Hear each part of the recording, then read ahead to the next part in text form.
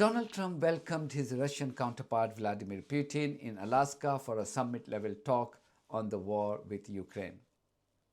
It remains to be seen if this exercise would have any far-reaching impact on efforts to reach a ceasefire between Russia and Ukraine. In fact, going by their joint press conference which just concluded, you cannot be optimistic about the outcome. However, going by today's optics, overall optics, one thing is clear. Trump can try as much as he wishes, but he is not going to be able to bully Russia. From the point Putin arrived in Alaska, it was clear who the boss was. Trump waited patiently to welcome his guest before escorting him to first pose for the camera, before making him comfortable in his presidential car known as the Beast. Yes, Putin, despite facing an arrest warrant from the International Criminal Court, left the tarmac in the official presidential car of the White House.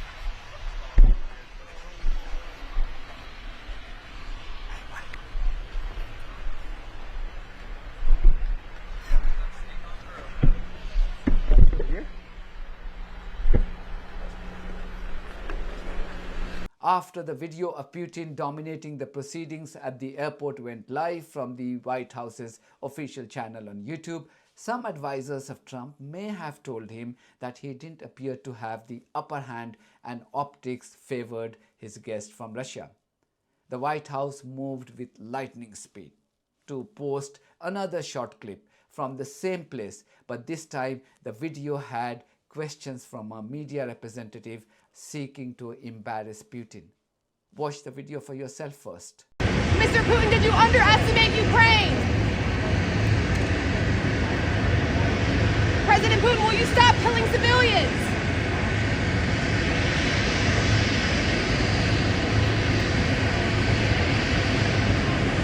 President Putin, how can the U.S. trust your word? If you notice, in the original video shot by the White House, media representatives posing questions to Putin weren't audible. But it seems Trump and his team decided to use a fresh clip of the same event to post it from the White House's official channel with an intention to embarrass Putin. It's not unthinkable for Trump to indulge in such petty theatrics. This also raises questions on the conduct of the so-called American journalists. I'm all for journalists showing fearlessness to a head of the state, particularly when he or she is wanted by the International Criminal Court for war crimes.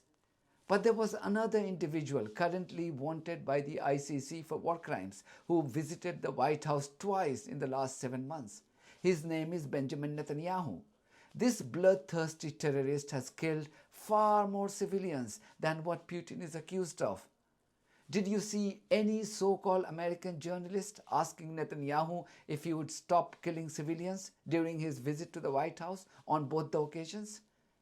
This is how they treated this war criminal from the settler colony. Can a normalization deal with Saudi Arabia be achieved without the acknowledgement of a Palestinian state? That question for you too, Mr. Prime Minister. Thank you, Mr. President, Mr. Prime Minister. You are talking tonight about the United States taking over a sovereign territory.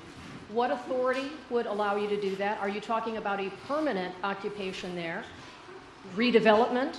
And Mr. Prime Minister, do you see this idea as a way to expand the boundaries of Israel and to have a longer peace, even though the Israeli people know how important that land is to you and your citizens. So not only does the political class from the US have their hands soaked in blood of innocent victims of Gaza, but the role of the media has been equally horrific. Most American media representatives claiming to be journalists are Zionists and have some connection with Israel. Hence, their preferential treatment for a war criminal from Israel over someone from Russia. Even after the summit-level talks, when both the leaders addressed the media, Trump's body language gave away everything. Clearly, he had come out as a defeatist leader. He didn't even take any questions from the media and simply said that he would now call Zelensky and NATO Secretary General, among others. Well, thank you very much, Mr. President. That was very profound, and I will say that I believe we had a very productive meeting. There were many, many points that we agreed on, most of them, I would say, a couple of big ones that we haven't quite gotten there, but we've made some headway. So there's no deal until there's a deal. I will call up NATO in a little while. I will call up the various people that I think are appropriate, and I'll, of course, call up President Zelensky and tell him about today's meeting. It's ultimately up to them. They're going to have to agree with what Marco and Steve and some of the great people from the Trump administration who've come here, Scott and John Radcliffe, thank you very much. But we have some of our really great leaders. They've been doing a phenomenal job.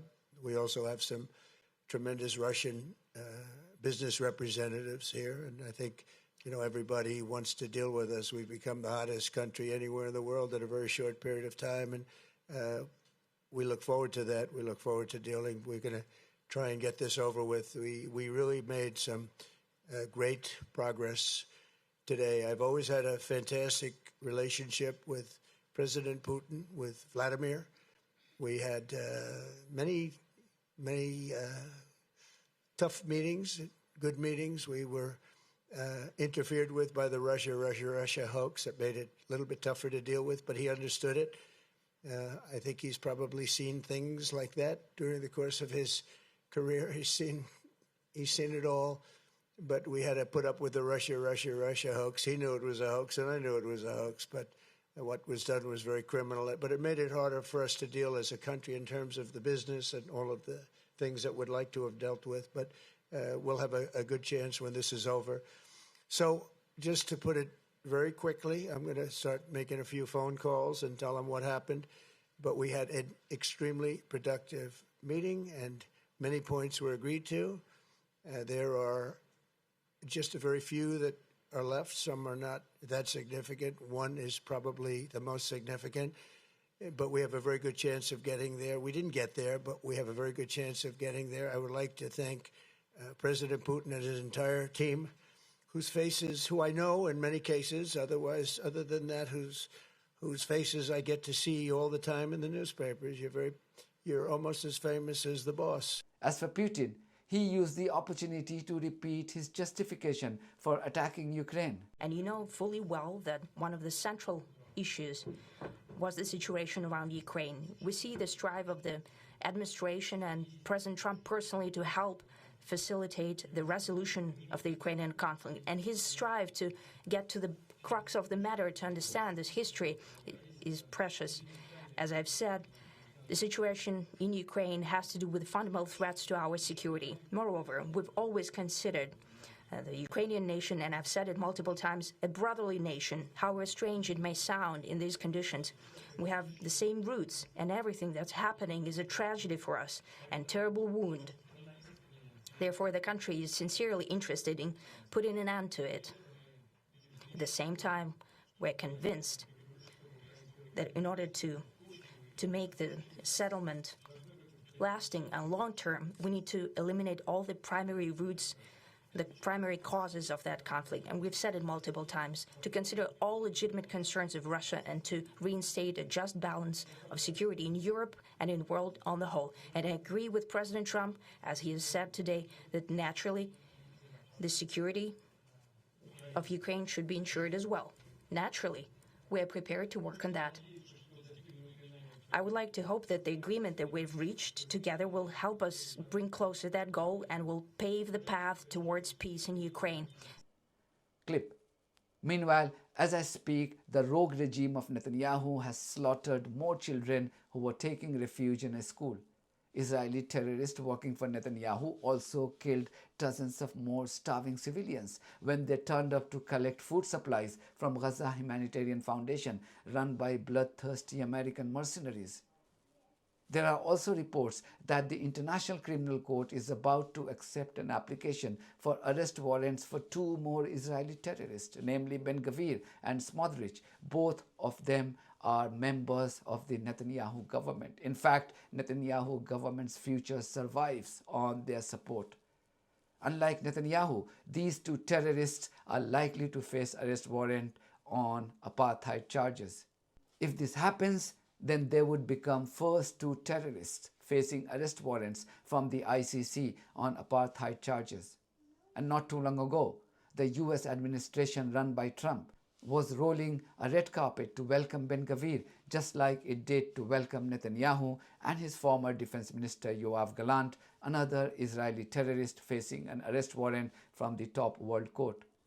The reason why I'm raising this double standard of journalists and Trump's pettiness is to make an important point, that you are not going to help the cause of Ukrainian victims with your selective outrage over war crimes. You are unlikely to be taken seriously with such brazen biases, just like not many are taking compromised politicians from Western countries seriously on the issue of human rights and their lecture on morality anymore.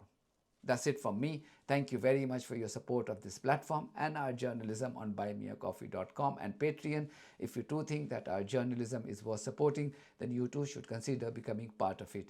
Details are there in the description of this video. In the meantime, if you haven't subscribed to my channel, please do so, because that's one of the many ways you can support independent journalism.